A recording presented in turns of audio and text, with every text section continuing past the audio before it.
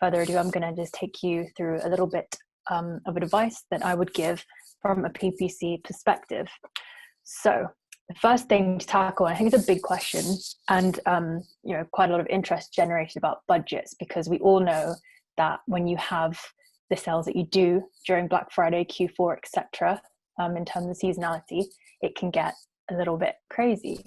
So what I would personally recommend is to be efficient and not over enthusiastic. So for example, considerations that I would look at is how new your account is. If you have historical data, you know what's worked budget-wise previously in the previous year or 2 years, however long you've been running your account for, that's definitely something to consider. I would look at historical metrics. I would, though, not place all of my eggs in one basket and assume that it's going to go exactly the same way that it did before, given that e-commerce activity this year especially, we have seen such a rise in the amount of users and also just general activity and traffic anyway.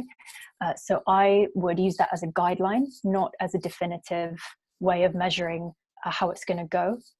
So yes, make sure that you do raise your budgets where you can, but again, make sure it's efficient. So for example, if you have a client with a limited budget, run your ads during peak times is what I would recommend. So look at the metrics around Q4 last year, as I mentioned, to determine this and observe patterns as you go. So if you find that most people during the sales or a little bit before the sales or after the sales are making most of their purchases, or the majority of the traffic is coming to your page on weekends, for example, make sure you tailor your campaigns to accommodate this by setting up some rules and making sure that your budget also accommodates for this as well. So you can also actually set your budgets to increase and decrease depending on these patterns in user behavior.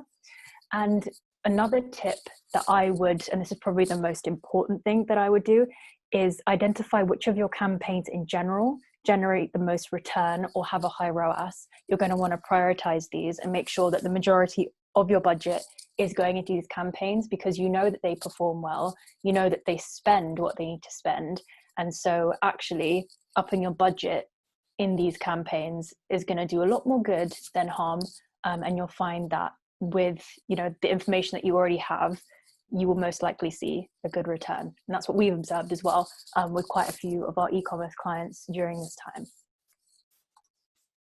So yeah, key action that I would take away from this is make sure you funnel any available budget into the campaigns have a high return or a good conversion rate, and pay attention to bids as well.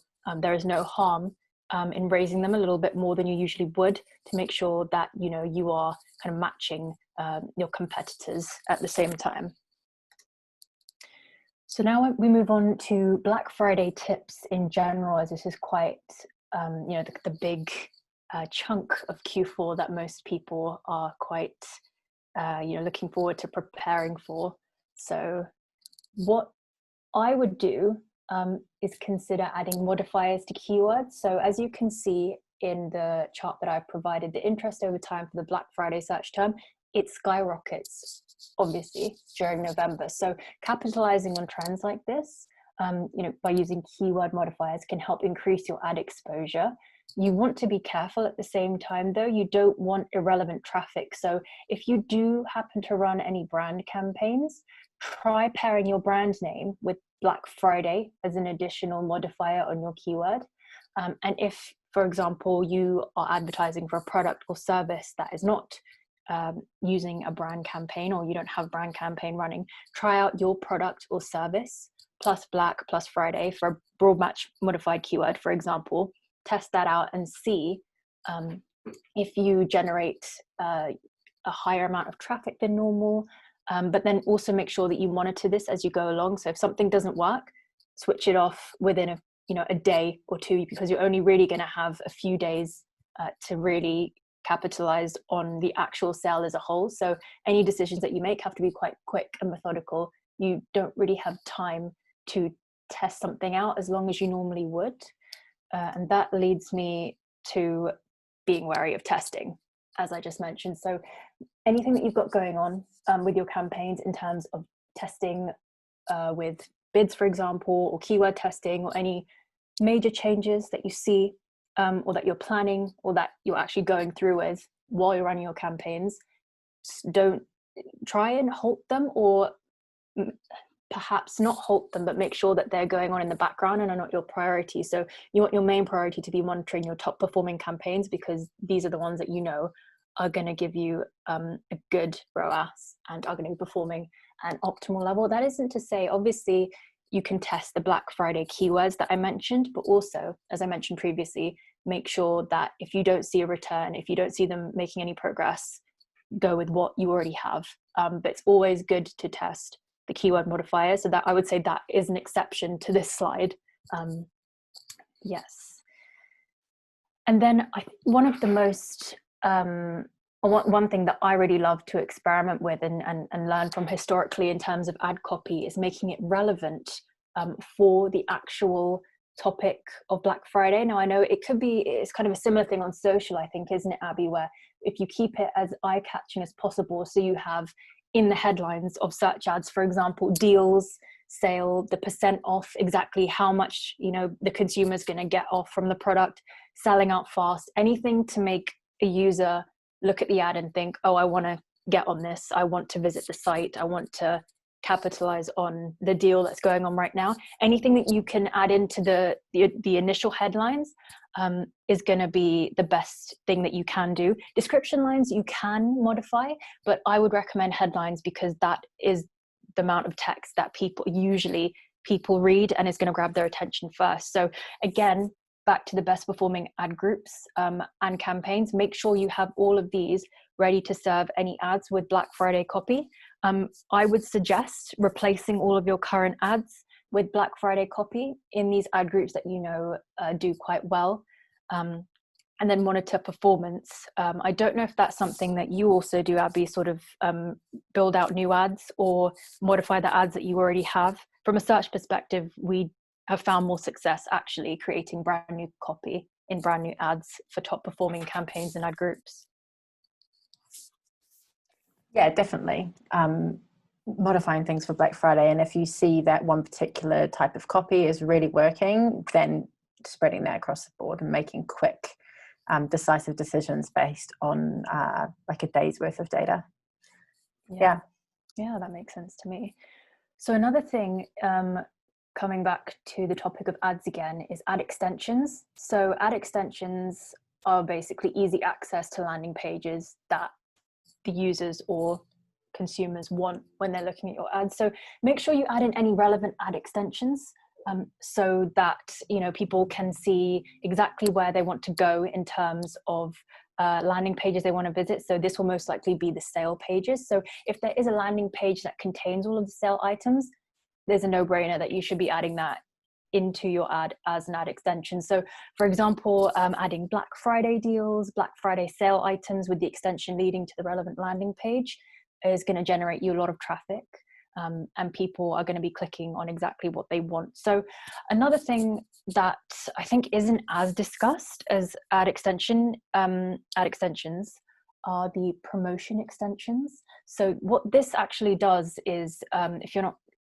completely familiar with it, is adding in an extra description line on your ad to make it stand out from competitors. So if you type in, for example, Black Friday, you'll have these two words in as an extra description line on an ad, just to let, you know, users, consumers know that the ad that you're running caters to the sales going on. So make sure that you actually run these promotions for enough time. So say your client is, they've got deals going on before the actual date of Black Friday, make sure your promotion actually runs for the dates preceding and also the date up until Black Friday. Or if the sale continues on after Black Friday, make sure that the promotion runs essentially for the time that you need it. Otherwise, it's a bit of a missed opportunity there. And then I wanted to also talk about retargeting. So it's always advisable to have some sort of retargeting going on anyway, whether it's in the background or the forefront of your ads account. But I find that there are specific advantages to this during Black Friday. So for example, if you are running display ads, you should consider creating tailored Black Friday ads for a converters and a non-converters audience. So you're targeting users who have had the intent to purchase. So what I would personally do for a converters audience is I would have a separate set of display ads that cater to their purchasing behavior. For example, creating banners that potentially let them know that they've shopped here before, but we have this sale on at the moment. Come back and see what deals you can get off from the products that you've already purchased. And then for the non-converters audience, I would then create the other set of display banners catering to them. You visited the site, you may have viewed these products, but we have these sales going on, and that may make them more likely to want to actually engage with it and then purchase it, especially if you include sale copy on the banners, which we find is quite effective as well in terms of click-through rate. Alternatively, I also wanted to talk a little bit about RLSA campaigns, so retargeting lists for search ads. This could work if you target keywords you normally wouldn't. That would, you'd be bidding quite a lot on, such as Black Friday makeup, for example. If you are advertising for a makeup company or cosmetics, Black Friday lipstick, Black Friday eyeshadow, anything that you think would be way too broad for you to target in a normal campaign, do this in an RLSA campaign just to see if you can garner that additional traffic and gain conversions from this. So yeah, smart advertisers and visitors to your website have a connection with retargeting during Black Friday, as demonstrated by the meme I have provided. So yes, a key action to take away from this would be to take learnings from last year's Black Friday data, only if you have it though. If you have a new account, try and make informed decisions on what works for you already and adapt it to Black Friday. So for example, including the copy, etc., planning your keywords and ads, making sure the copy is direct, demanding, and dead simple. So then I wanted to conclude with a little slide on just how to plan in terms of the seasonality. So with Black Friday, you also have Christmas as well as a time period. So I think just an all-encompassing advice for Q4 in general, when these big events are going on, is making sure that you have an outline of how you're going to plan and approach this high demand activity. So you need to really be prepared for site crashes, items being out of stock, the traffic to the web page causing lags, or the servers being down. So there are considerations such as observing what's going on in the current climate. So I think this brings us back to the beginning of our discussion, where talking about, the e-commerce activity, monitoring the news, monitoring retail news, kind of figuring out whether there will be a much larger volume of e-commerce activity due to the current climate. I would recommend looking in analytics at user behavior, traffic sources, and also the amount of traffic coming in when you're considering this, because it's definitely going to be impacting the rate at which your ads are engaged with.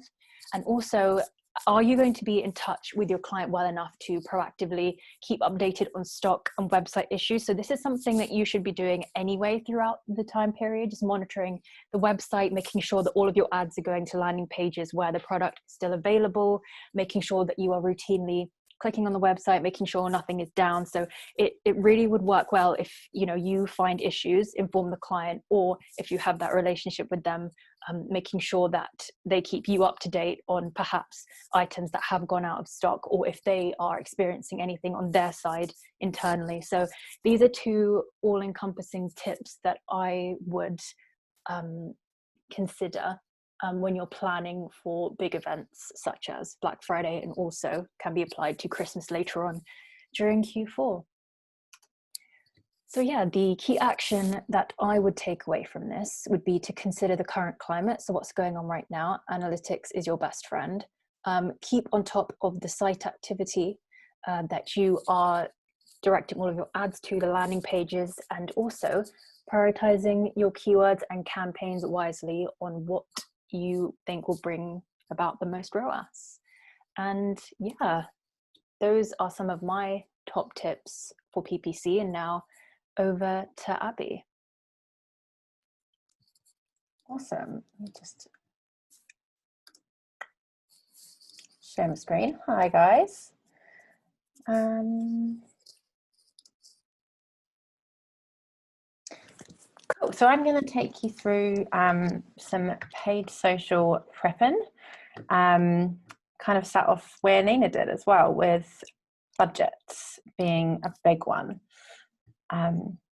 So listen to the happy cat, basically. Can't go from 0 to 100 with Facebook ads. Things to consider with this is definitely like the newness of your account. So if this is your first year of doing Black Friday, you're going to find that your account is capped at a daily spend of approximately £44.44, which is just what we found has happened to some of our clients. And basically, until you prove that your account isn't spamming people or violating policy in any way, you're going to be capped at that daily amount. So no matter what you do, you're going to be capped for a while. There's a few ways that you can kind of counteract this. Most of them are quite time consuming. Basically set up that you have a billing schedule that Facebook will charge you on a daily basis, or when you say hit a certain amount. So say put it at 40, so that every time you hit a daily budget of £40, you get charged by Facebook. And that means that you're putting more and more payments through, and Facebook are seeing that you're good for the money, basically. And the other way is getting hold of Facebook directly and asking for your daily spend limit to be doubled. Now, I don't know if anybody has tried to get hold of Facebook directly before. It can be really time consuming. You can get taken through to the same page over and over again. So yeah, basically get yourself prepared for that before Black Friday. You don't want to find yourself in the week of Black Friday or the week leading up to Black Friday with an account that's capped at the daily spend. It should be frustrating if you've got e-commerce goals that you want to hit. Another thing to consider is if you are running BAU campaigns on Facebook anyway, on a lower spend, you're not going to be able to go from £10 a day to £1,000 a day in that 1 day period. Facebook's going to struggle to find people to serve to with that bigger budget. And basically, we've seen if you try to increase more than, say, like 25% of your budget, you're not going to hit that. So if you've got strict budgets that you need to hit for Black Friday, we would recommend kind of incremental spend leading up to that, leading up to those bigger days. That's kind of often why it's really beneficial to have like a Black Friday couple of weeks, so that you can build up into those bigger days like Black Friday, Cyber Monday, and you're not going to have issues with spend, and then also issues with not getting enough purchases through. So yeah, listen to the happy cat, make it rain, but like in a sensible, thought out manner. The other one is about broadening your targeting horizons. So yeah, data is the currency that we're talking. As Nina kind of mentioned, you want to be making the most of the data that you already have, say from last year. Now I know that like quite a lot of people are up in arms about kind of the amount of information that social media giants like Facebook have on them. But the crux of it is it doesn't stop people using social media or buying from paid social media advertising. So when people stop buying from social media, I'll change jobs. Lean into the advertising that you have, because it's super powerful. Oh, sorry. It's super powerful. So yeah, utilize last year's data. Oops, sorry. Through Audience Manager, you can upload list of like past sale customers, newsletter signups. When you've got that pixel installed properly on your site, you know, the world is your oyster. You can create audiences of people who have interacted with you as a business in any way. So your Instagram page, your Facebook page, website visitors, add to cart view content. You can get really kind of granular about it, which is great. Cool. And then you are a multi-dimensional being, and so are your target audiences. So This one is for my colleague Ellie. So if you are a company and you're selling Harry Styles paraphernalia, you're going to be targeting Harry Styles, obviously, and then One Direction as an interest on Facebook. That makes total sense. But what about the other members of One Direction that, you know, people don't really remember the names of, or brands that they're sponsored by, or makeup brands that their girlfriends wear, or publications that often feature Harry Styles on the front cover? You know, do some research and think outside of the norm of your interest-based targeting, because Facebook has got a plethora of interests that you can kind of tap into. If you feel like your interest-based targeting is just way too broad, you can always narrow your audiences further. But although I was somewhat loath to say it, we have seen some great results from really broad interest-based targeting. Sometimes like trusting Facebook's ability to find the right audience and giving them a bit of scope can really work in your favor, especially in those Black Friday periods where you want to be utilizing as many different audiences as possible. Lookalike audiences are your friend. So if you don't know what a lookalike audience is, basically a lookalike audience is a audience which is based off a custom audience that you have created in Facebook. So Facebook finds people with similar user behavior to that of the custom audience that you have. So the scale is 1 to 10, 1 being the closest to that audience and 10 being the furthest away. What we typically see is that people use lookalike audiences based off purchases, but you don't have to stop there. You can try lots of different ones. So over the past kind of few months, we've seen a real uptick in performance from audiences based around Facebook and Instagram page engagement. And why not, you know, test a lookalike of that, or test a lookalike of your newsletter subscribers, or people who buy in store, or people that are kind of a part of your loyalty program. You know, anybody who has actively engaged with your business, you can create a lookalike off that moving into Black Friday and utilize that really powerful targeting technique. You don't want to find yourself like absolutely killing it for Black Friday and then be limited by audience scope. So kind of think outside the box with both lookalike and interest-based targeting. And off the back of that, build out your retargeting audiences for Q4 now by offering them something. So you want to kind of get to the forefront of your audience's minds now, rather than you know, in Black Friday week when they're being completely inundated with advertising. So following on from the point that I made about prepping your account in terms of incremental budget increases, you should be putting some spend behind the audiences you want to target in the Black Friday period now. So get the data flowing through those audiences, give Facebook a chance to learn and make informed decisions about who these ads are being served to. So you could do that by giving those audiences a value add now. Could you have ads for signing up for early access for Black Friday?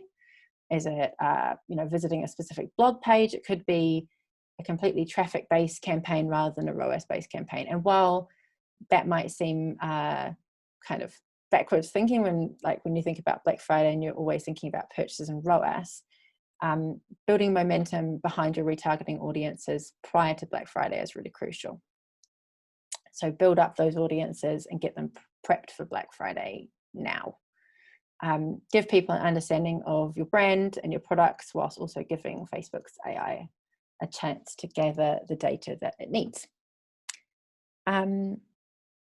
Just really quick point. I know that frequency is something that people get really concerned about with paid social advertising, but when it comes to Black Friday, like, people are expecting to be bombarded with ads. I wouldn't be concerned about frequency over Black Friday period unless you are planning on doing it for 2 months or something.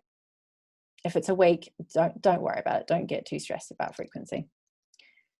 So let's talk about Black Friday ads a little bit.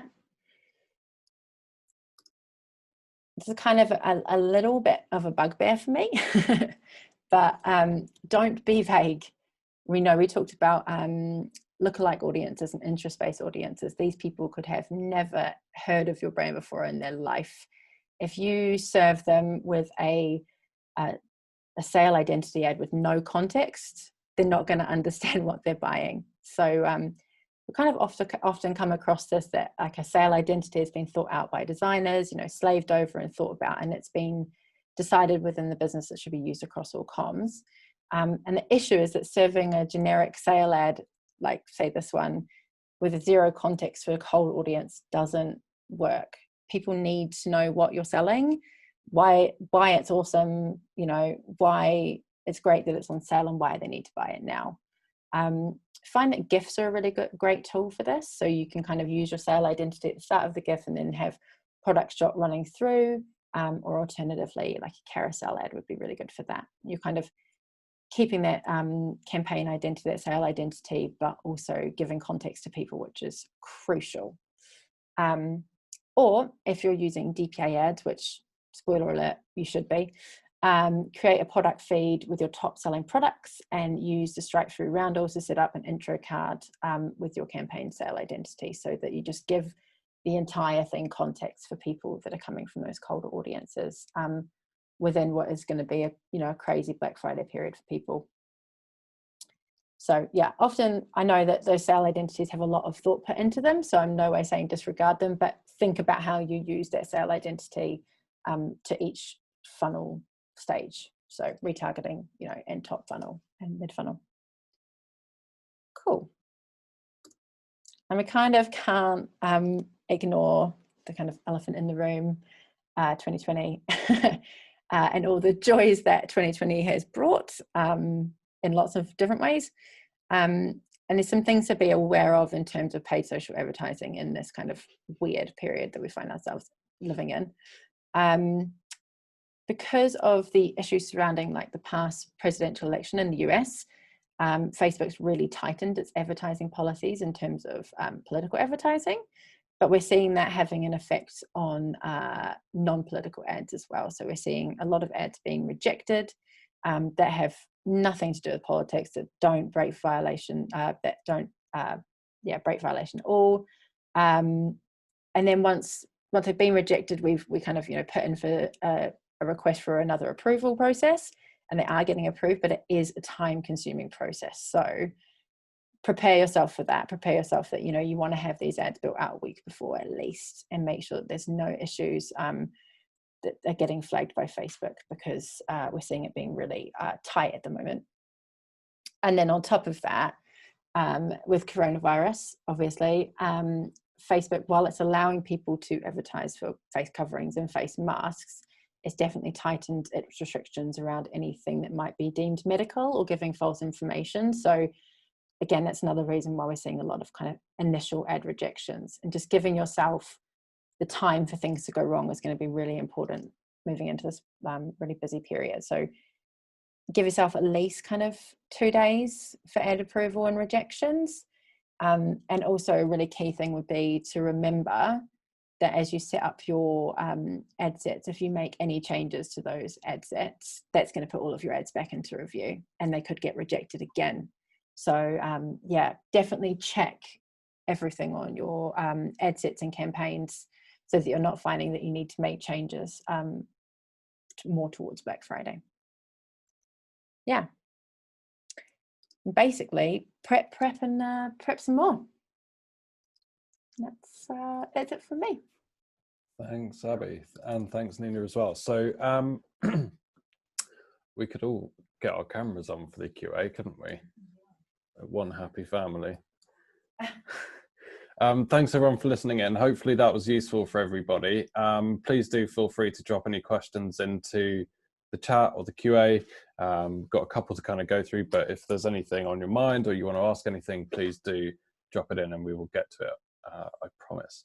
So Abby, there's a question there around expanding audiences and not always being able to find similar or relevant brands. I know Twitter has functionalities kind of like almost inbuilt lookalikes. So what would you recommend if the brand that you're trying to target as an interest on Facebook isn't showing up? That's a good question. We're finding it happening more and more as well, as Facebook kind of changes the interests that are available. And so I would say, instead of looking for a particular brand, I would focus on making those lookalikes based off people that have had really solid interaction with your brand. You know, test out a 1 to 2% lookalike of people that engage with a post on your Instagram or Facebook, and then also test out a 3 to 5% lookalike, and you can see the kind of variation in performance between those lookalikes. And then you can also see where you can scale as well. Yeah, sometimes you just have to keep looking around until you can get some relevant interests to show up, don't you? Like, it is a case of just searching around a little bit sometimes, isn't it? And thinking a little bit outside the box, or thinking of different ways to get there. Nina, on PPC, let's do a PPC one. So Sure. Obviously, Black Friday, Christmas, peak trading is a massively competitive time. So how do you keep an eye on your competitors and what they're doing, what they're spending, and how you're stacking up against the competition? And do you need to be a bit more aggressive or ambitious, or can you stay as you are? Like, how do you know where you're sitting in context? Well, like I said before, analytics is your best friend. Just having a look at the patterns that you're observing traffic-wise, and then obviously you'll only have insight to what you're looking at that given moment. But then another way that you can sort of look at what your competitors are doing is keep an eye on bids. Are they increasing? What are your competitors bidding on keyword wise? Are you finding that they are using the same keywords that you are? And then also keeping an eye on your ad positioning as well. Has it dropped? Has it elevated? What is your search impression share like? So just keeping on top of sort of the base metrics, kind of the no-brainers that you would be looking at anyway, but just at a more elevated level. What I would do personally is I would look at actually on some of your more competitive keywords, the keywords you already know that quite a few of your competitors are bidding on, are using, try and raise the bids. For that period of time, it's going to be worth it. It's not too long a period of time, but I would do it. Yeah, definitely. So err on the side of aggressive bidding. Yeah, precisely. I like that. Okay, cool. So another question in terms of audiences and audience sizes, and this is a really good one here, I think. So when you're creating lookalike audiences on Facebook, what should the minimum size of seed data be, or what would you be comfortable looking at in terms of a minimum size of data for a good lookalike audience? So I feel like it's kind of two questions to answer here. So in terms of the lookalike audience, I believe that Facebook kind of won't create a lookalike audience of something if it's too small. I think it's below 1,000. It won't create a lookalike audience off it, just because there's not enough data there for it to kind of find people that have a similar user behavior. So you do get caught out with that if your retargeting audiences are too small, say, to create a lookalike of. And then in terms of a retargeting audience, what I would consider to be too small, it kind of depends. You know, if we run sometimes really small retargeting audiences, but then you just got to keep a really close eye on the frequency. You know, if you're just going to run something for a couple of days, say to an audience of 1,000, 2,000 people, make sure that you're not putting a huge spend behind it and the frequency is not going through the roof. Because if people, I kind of think of retargeting audiences as like people that are already prepped and already like you, and you don't want to give them a reason not to, aka like bombarding them with 20 ads a day. So yeah, just be careful on the frequency of retargeting. Yeah, that makes complete sense. Obviously, the bigger the seed data set, the better the quality of the lookalike audience, the better the end results. So yeah, good question though. And in terms of peak trading as a whole, do you think it's wise to expect the unexpected? So Facebook, you're talking a lot about ad rejections. It's an amazing platform, but can be a little bit unpredictable rather. So, and then PPC, you've got new competitors coming in, bids are changing, all of that sort of stuff. Do you think that is a wise piece of advice? Expect the unexpected. Yeah, for sure. I think no Black Friday is going to be exactly the same as last year. So it's good to take learnings from what you've experienced, if you have, but then always, make sure that you keep on your toes for any kind of unprecedented behavior. For example, if there's a product that normally doesn't sell and just completely goes out of stock and you think, okay, was not prepared for that, didn't have the keywords for that, the ads were not as good for what normally sells, and you start panicking, that is something that could potentially happen. So make sure that what you're advertising, the advice that I previously gave was go with what works in your campaign, but also make sure that you are prepared for potentially unpredictable behavior in that sense. Completely agree with that. So good advice and good presentation. So thank you guys, and thanks everyone for listening in. Hopefully it was useful. If you've got any questions or you kind of leave the session and think of a question, please do drop us a line and we'd be more than happy to help. We'll be sending out the recording in the next couple of days. So again, keep your eyes out for that, and do get in touch, and have a lovely rest of the day and evening. Thanks so much, guys. Thanks, everyone. Bye.